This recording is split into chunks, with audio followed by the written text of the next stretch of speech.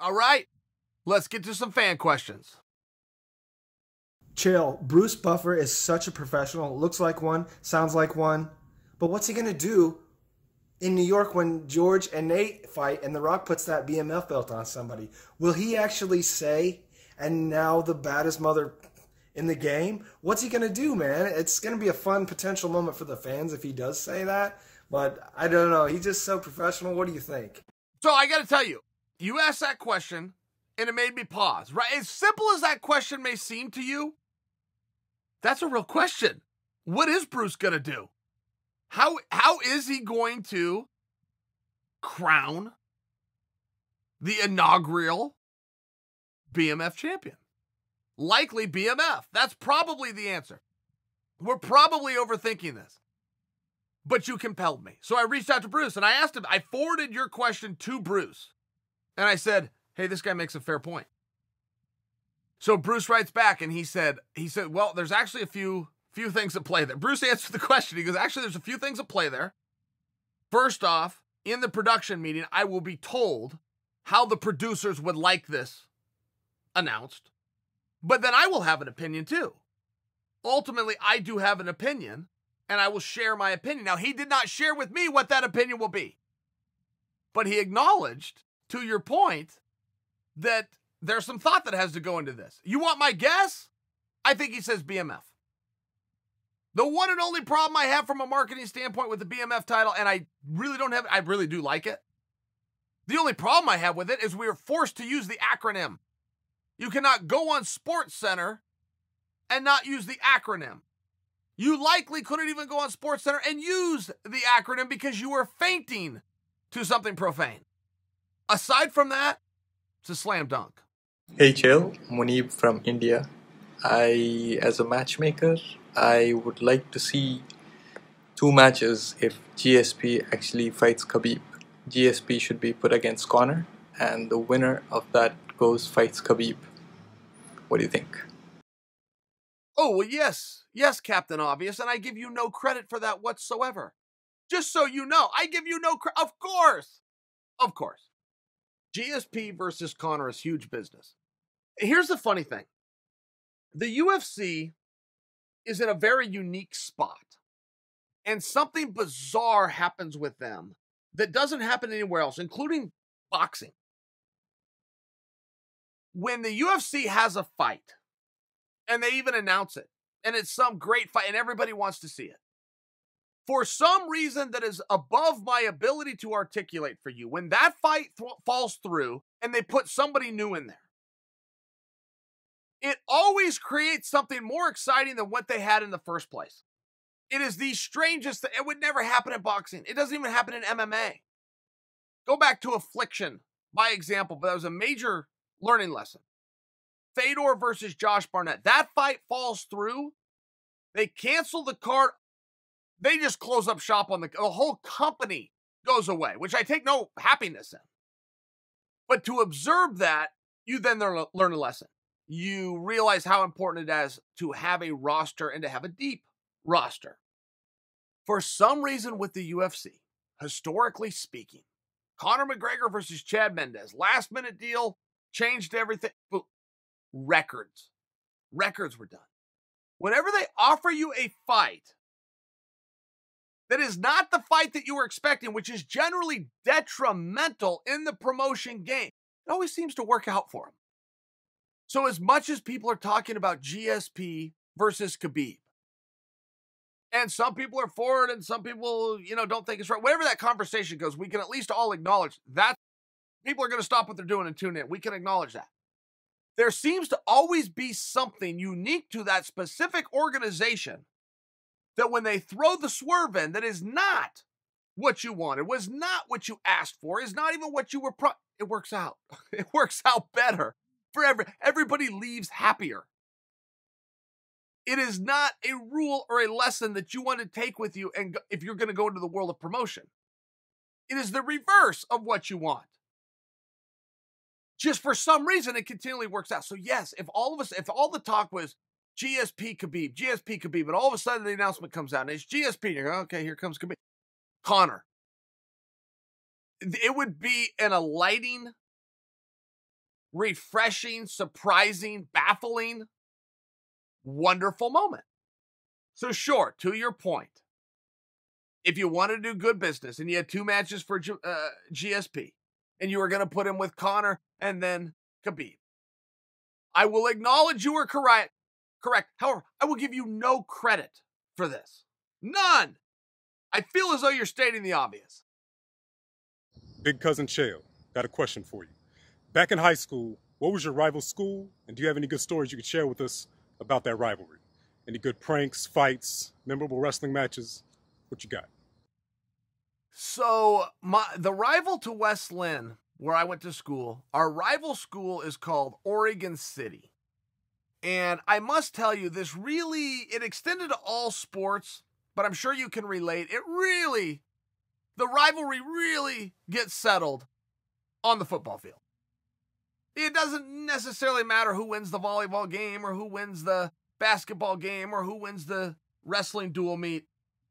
It comes down to your players versus our players on Friday night. That's what it comes down. Most rivalries are this way. The Oregon City-West Lynn rivalry came from the fact that used to be one school. It's called Oregon City-West Lynn High School. Somewhere along the way, it got way before me. 50 or 60 years ago, way before me. Got too populated, so they had to build another school. Sent Oregon City over here, sent West Lynn over here. Boom, a rivalry is formed. Just the way that it works. Works that way every time. Nothing you can do about it. Which one's better? We used to be together, now we're not together. Which one's better? It's like when 2 coaches coach together and the assistant goes on and becomes the head of his own program. The old school that he left, that he cared about, that he worked for, is now his rival. It just goes that way.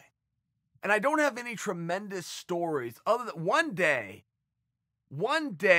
there was going to be a fight, an actual fist fight. There was a street fight. West Lynn versus Oregon City. And it was just going to be between 2 guys. 2 guys from their school, 2 guys from our school. But this went through the school in record time. And don't forget, totally different era. There was no cell phones and text messages. There was no social media and the Facebooks and the MySpaces and the Twitter. There was none of that. It was all word of mouth. But this was such a hot story that these 2 guys, they had agreed on a time. 2 guys from Oregon City were coming over to West Lynn. They were going to meet in such and such parking lot against these 2 other guys. It was such a hot story. Every class I went to that day was talking about it. Every class.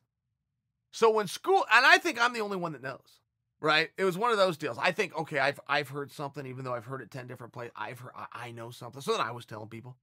But when school ended, my buddy Justin and I we were going to go watch the fight. So we went to the parking lot, exactly where this was supposed to be. Oh my God, the whole school was there. It was hilarious. The whole school was there. And sure enough, these guys from Oregon City, man, they manned up. They came just like they said they were going to. They saw the whole school in the parking lot. They drove right on by. I still remember that. I remember the look on their face as they turned. I didn't know who they were. I didn't know who the guys were or the Oregon City, but somebody points, oh, they're here. That's the guys. Guys stopped their cars, turned their head, saw all freshmen, sophomore, junior, saw us all. Took the foot off the brake, put it back on the gas, and pulled on by. And I remember that moment. I mean, what a terrible thing that would have been. What a terrible thing. What a disgusting thing. Now I was 14 years old, so give me a little slack here for thinking that was exciting back then. But what a disgusting thing that would have been. 2-on-2, getting a street fight, and other people jumping. I remember some guys from the class, school, even had weapons. They were weird weapons. You know, one guy had a stick, and one guy had some kind of a chain, and he was like, wrapped the chain around his hand. And that was as weird as it ever got for me, I must tell you. But I am very glad for how that ended, by the way. I must say, those guys pulling away and everybody going back about their lives, that was appropriate. Hey Chael, with the upcoming BMF fight between Diaz and Masvidal, do you think the winner of that fight deserves the next title shot? Cheers from Ireland. Well, let's see here. Does the winner of Diaz-Masvidal deserve a title shot? Sure. Yeah. I mean, don't forget, Diaz just beat the former world champion. Masvidal just beat Askren, who had never lost a fight in his life. 19-0 coming into that. a champion on 2 different continents and 2 different organizations at 2 different weight classes. Yeah, you could. The word deserve, yeah, you bet. By the way, could they get the mandate of the masses? Could they draw? Could they sell? Yeah, absolutely, for sure. I will admit that Diaz would have a stronger case with the win. Masvidal, this guy's been overlooked as long as I can think. As much respect or credit or praise as Masvidal has been given, it is under-delivered. Don't forget, when Nate Diaz called out Masvidal, some people said, why'd you call this guy? Where did this come from? What a hard fight, and what a random fight. And 2 bad guys, and you guys got no heat. You got problems with Conor McGregor. You got problems with, but you got no heat. Where'd this come from? And Diaz was really cool, and he was really open, and he was really genuine. He just answered the question really straight. He said, I do not have a problem with this guy. That's true. But I, as a competitor, I have been doing this longer than anybody. Go look at the roster. I have been in this organization for so long. You're looking at guys, including champions, but they've only been here 3 years. So he's the champion. So what? Champions come and go. I have been here for 14 years. Exist for 14 years. Sell out arenas for 14 years. Be a drive. Be healthy. Be disciplined. Be involved for 14 years and then come talk to me. This was his take. He said, I looked at the roster. I looked up Masvidal's record. Masvidal's actually been doing this longer than me. Masvidal started fighting 1 year earlier than I started. So if I'm pissed off, this is Nate Diaz talking, if I'm pissed off and I'm angry about limited opportunity and limited praise coming my way, and I want the praise and I want the opportunity because of how long I've been here, for seniority, for lack of anything else, I want that. It is only fair that I then recognize and spread that praise and opportunity to somebody else who fits that mold.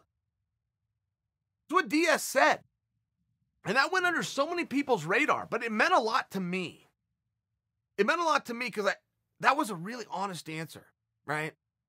What's good for the goose is never good for the gander. Human nature. I say one thing, but I don't pay it back. I don't pay it forward. I don't even actually mean it. I just say it to help myself. I see people do that all the time, and I don't like it. I'm okay. You be anybody you want to be. I'm okay with it.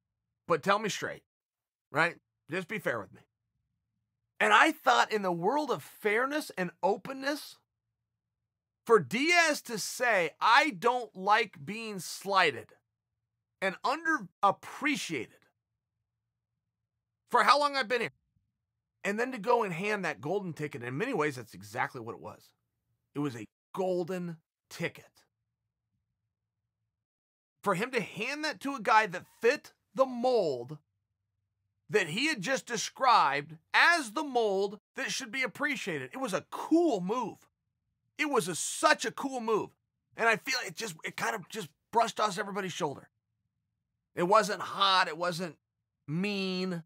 It wasn't vicious. It was nice. It was fair. All the things that aren't compelling in this sport. For me, it meant a lot. So when you ask, do they deserve a shot? Yeah, absolutely they deserve a shot. I get that. Do I think that they will get the shot? I believe stronger that Masvidal would like a title shot.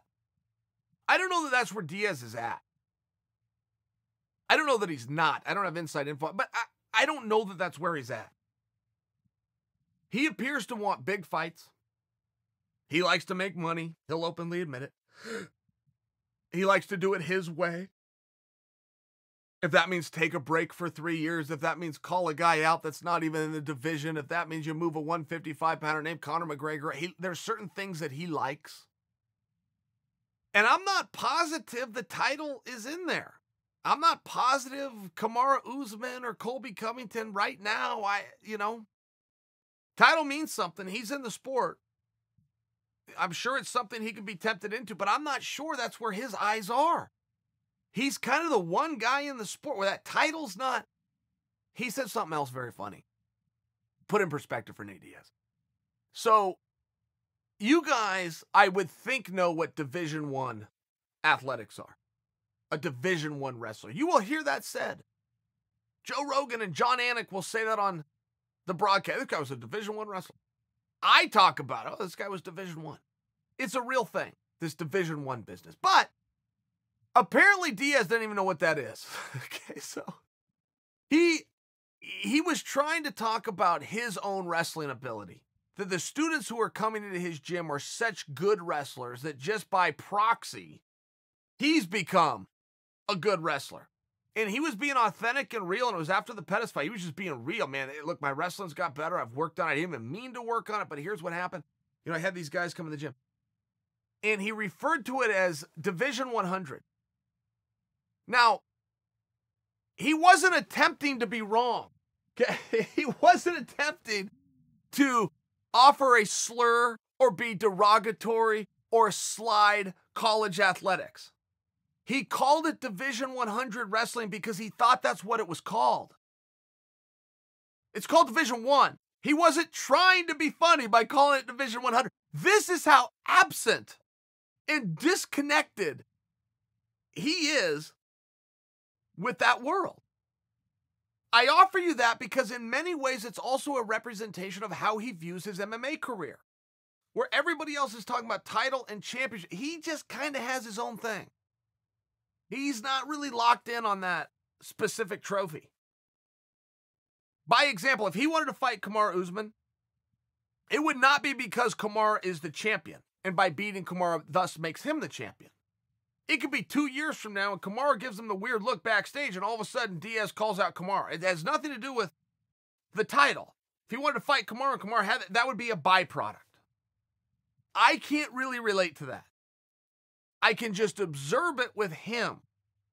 So if you ask, does one of them deserve a title? Sure. I'm just not sure both of them are going after it. Masvidal wants it. I'm not sure that's true for Nate. Uncle Jill. There's no bad guy like Uncle Jill. Never lost, not even